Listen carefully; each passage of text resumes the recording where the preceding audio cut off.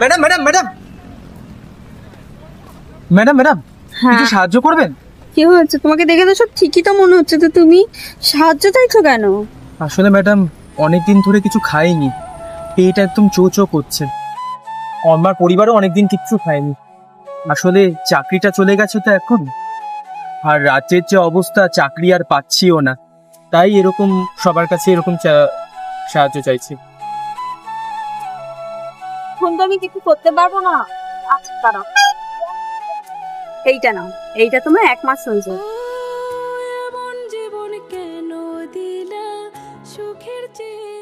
তো 1 মাস যাবে। আচ্ছা শোনো, তোমার এটা তো 1 মাস চলে যাবে, তুমি এইটা নিয়ে নাও, তোমার এটা 1 বছর চলে যাবে।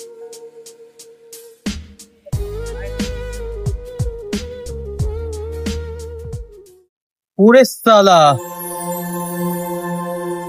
একটু চাইতে এত কিছু দিয়ে দিল। এটাতে তো 1 বছর যাবে, সারা জীবন তো যাবে না। চাই আর একটা ব্যবস্থা।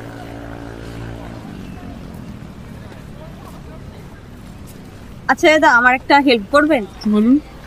ওই যে দেখতে পাচ্ছেন ছেলেটাকে, ওই ছেলেটা না আমার ঘড়ি, আমার ফোন সব নিয়ে নিয়েছে চুরি করে।